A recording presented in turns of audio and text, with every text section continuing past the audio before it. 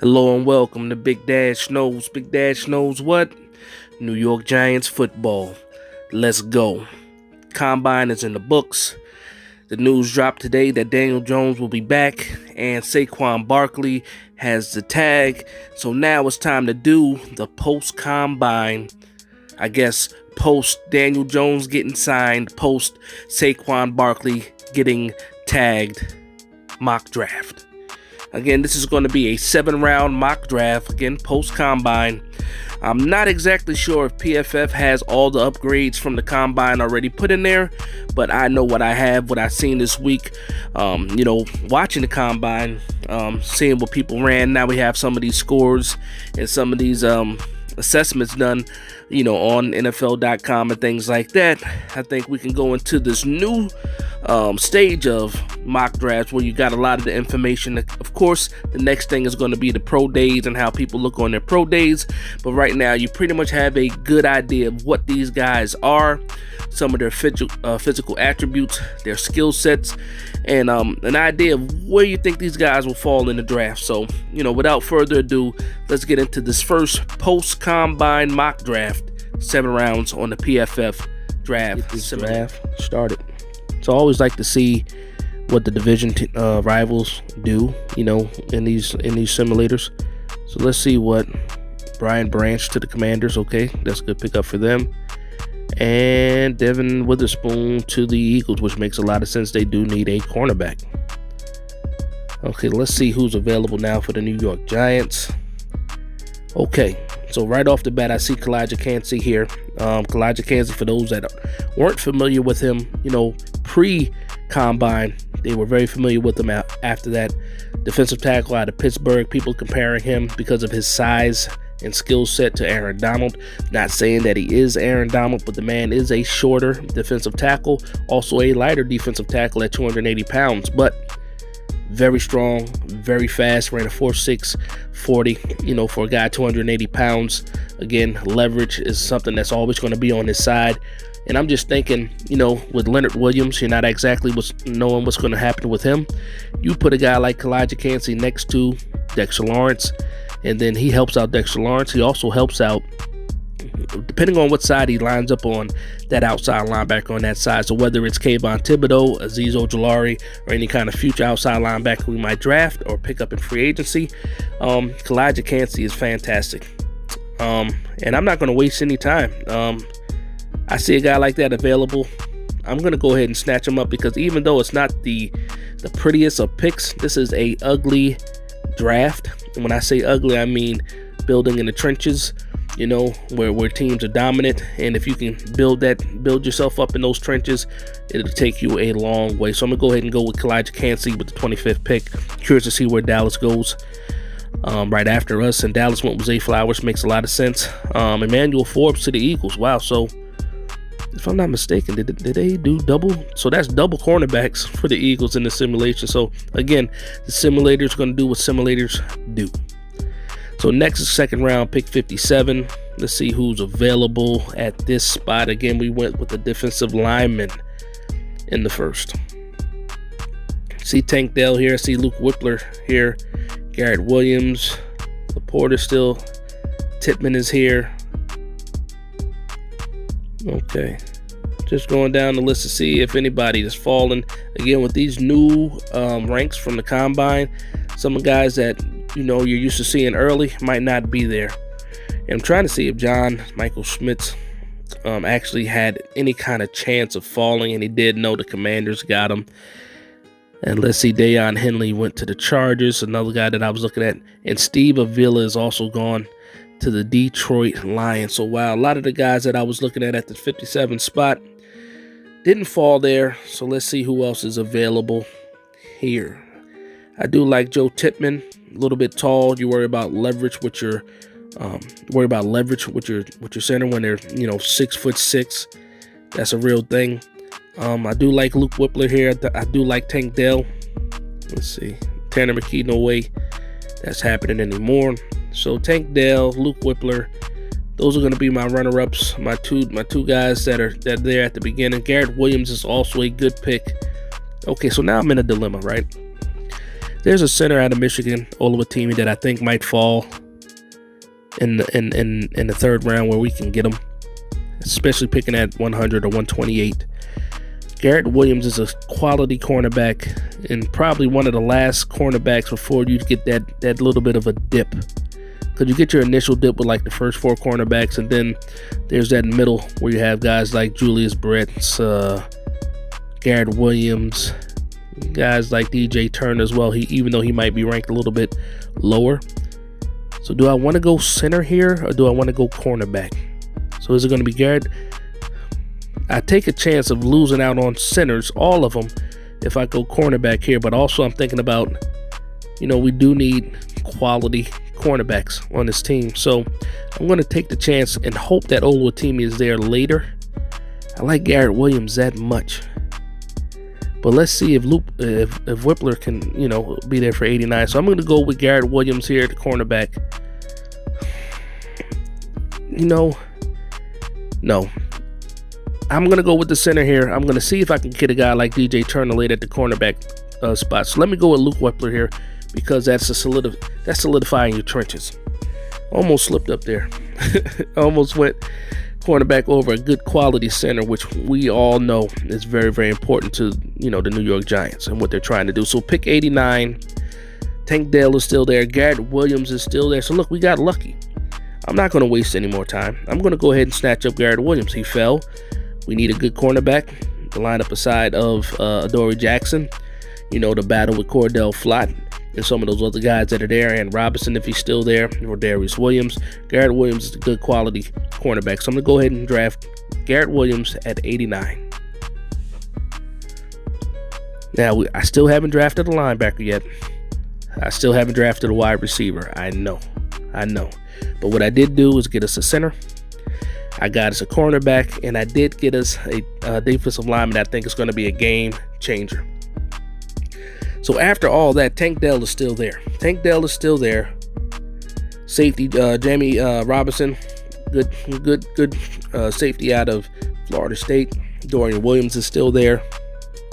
I just want to scroll down to see who else is there. Shouldn't make it a little bit too early for that. Parker Washington's a good quality wide receiver. Give you a bit more size than Tank Dell. Does not have the same route running ability as Tank Dell, but again, another playmaker. So let's see. Tank Dell or Parker Washington. Let's see. And then let me see who might have fallen a little bit past that as far as Jaden Reed. Okay. That's a good quality guy too. All right. Tank Dell. You know what? I'm gonna go with Parker Washington. I think he gives you that extra oomph that you need. Playmaking ability. Will go up and get there. Good size. Poor man's Deebo Samuels. Only reason why I say that is because once the ball is in his hands, he's like a running back. So I'm gonna go ahead and go with Parker Washington here. Over Tank Dell, I know. But I'm curious to see if Tank Dell still falls. And I do see that Oluwatimi did go. Remember I said earlier, there was a center that we could get later. Nope. He wouldn't have been there at 128. So I'm glad I went ahead and got Luke Whippler there early. All right, now I do see there's a run on wide receivers. Jonathan Mango to go, Xavier Hutchinson, Trey Palmer. All these are good quality wide receivers going in the 4th round. Michael Wilson, wow. Listen, this draft is deep when it comes to wide receiver, deep when it comes to secondary spots, deep when it comes to tackles. But there's a dip in the quality of these players. So a lot of these wide receivers, though, you can bunch them together. So Dorian Williams is still there, good quality linebacker, ranked to 82. But let's see what else is there. Let's see what else we have going on. Okay. Cropper's still there. Cam Jones is there as well. Zach Kuntz. Okay, so we are at pick 128. We do have pick 162. I'm thinking about, along with need. And Dorian Williams is a position of need at linebacker. Not the type of size that Wink is used to, but the quality of the player is fantastic. Sideline to sideline, the speed that you need at that second level. I'm not going to keep pushing it. I'm going to go ahead and draft the linebacker here in round 4. Now, also in round 4, now we're getting into round 5. You want to see if one of those tight ends possibly have fallen, and you're able to snatch in one of those up. Somebody like Cameron Latu, if Kuntz is still there. And I wonder if Latu is gone or not. Another guy, good quality guy, Chandler Zavella, guard out of North Carolina State. That's a good solid pickup too. I wonder if Latu's gone. Let me just scroll back a little bit to see if they might have picked up Latu, the tight end.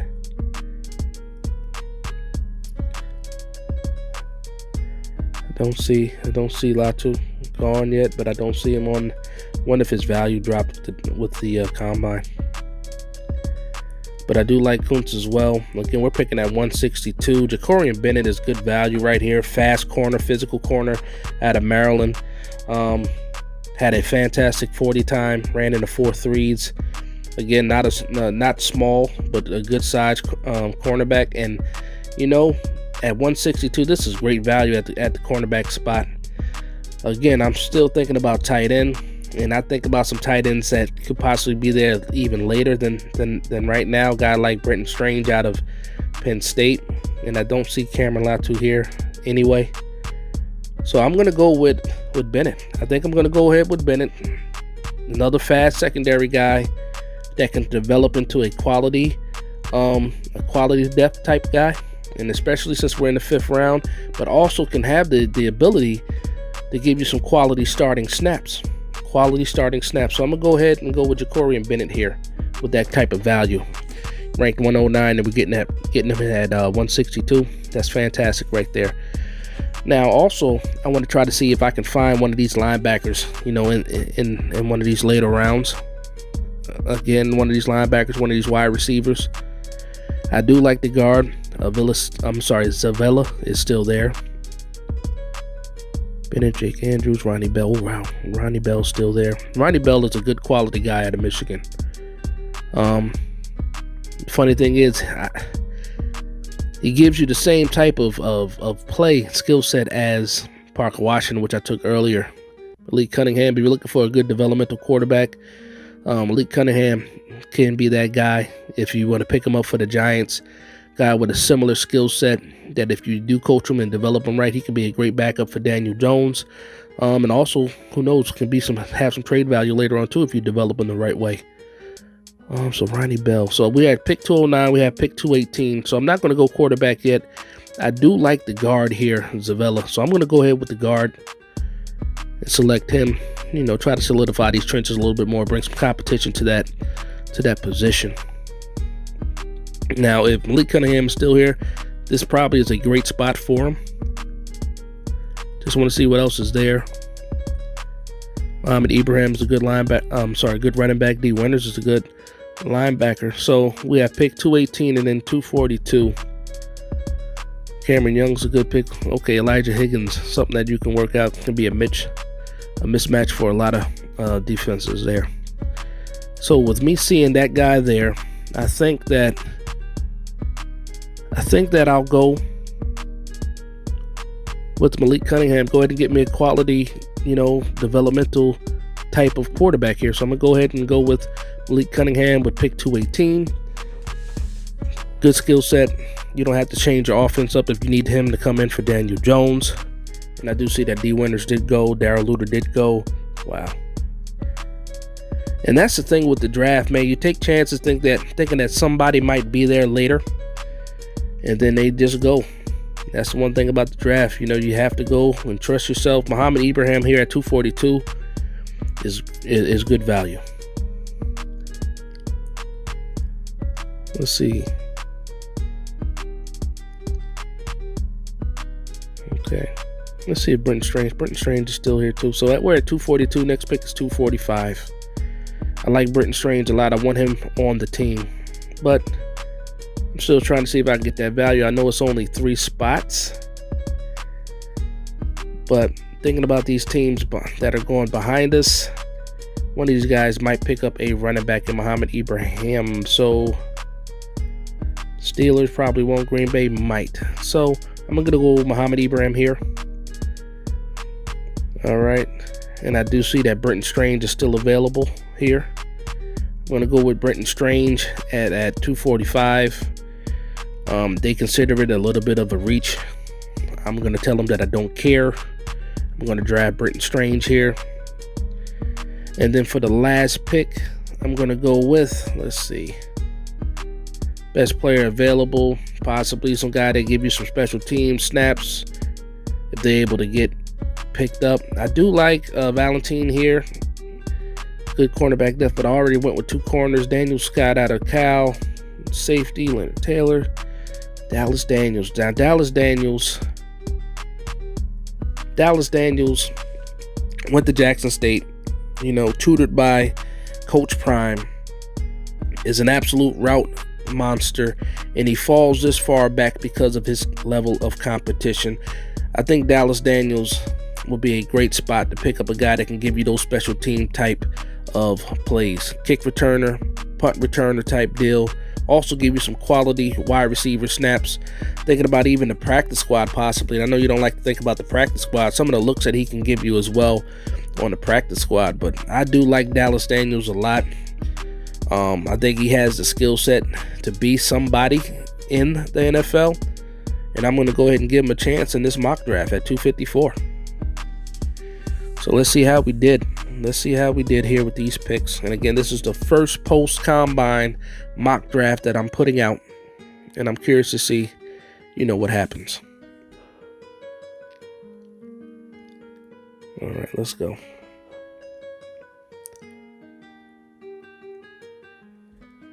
Got scared for a moment. I know PFF was having some issues before. Okay, so now let's look here. So we got, I'm liking the score so far. Just scrolling through, looks like nothing less than a B+. If I'm not, oh no, we had to be here. This is a fantastic draft here. I'm pretty sure the score is going to be an A, and it is. Look at this score. So again, just a quick review. First round, defensive end, Kalijah Kancey out of Pittsburgh. Luke Wypler. Let's go ahead and solidify that center spot. Garrett Williams help you out in the secondary, get you some quality guys, some quality depth. Parker Washington most likely can find some time in the starting lineup, especially with this wide receiver room looking the way that it looks. Dorian Williams, good quality linebacker, side to side, gets some speed on that second level. Ja'Cory Bennett, another quality depth guy in the secondary, very fast, physical corner. I like that pick as well. Got us an A+ for Chandler Zavella. Again, he dropped. Great value. Now look at your trenches. You got a center and a guard here. You can battle it out with some of the guys that you drafted last year, and the best man will survive. Malik Cunningham got us a B+, developmental type of quarterback. Possibly be the backup for the future. Possibly give you some trade value as well. If he, Daniel Jones goes down, Malik Cunningham has to play, and he has a fantastic, showing. He could possibly get you some, draft capital. Mohamed Ibrahim, good quality running back out of Minnesota, strong guy. Had a history of some injuries, so you're a little bit scared. But the reward from Mohamed Ibrahim is high. Brenton Strange, good, solid, quality tight end out of Penn State. Doesn't do anything fantastically, but very solid, very good in all aspects that you want your tight end. Blocking, running routes, catching, things like that. Brenton Strange can give you all of that. And then Dallas Daniels also gives you a B+. Thought it was going to be a little bit of a reach, but the talent that Dallas Daniels has is fantastic. I think he can take his skill set to the next level, going straight from the HBCU to the NFL, and could possibly earn himself a spot on this team, especially in this weak wide receiver room. Possible kick returner, possible punt returner. Dallas Daniels, if you haven't checked out any film, there's a pretty good highlight tape out there, but also there's a ton of Jackson State football games, full football games, on YouTube, where you can check out the kid Dallas Daniels. But again, I want to thank you guys for vibing with me. Please like, comment, and subscribe. And from one Giants fan to another, this is Big Dash Knows, Big Blue Nation. Let's go.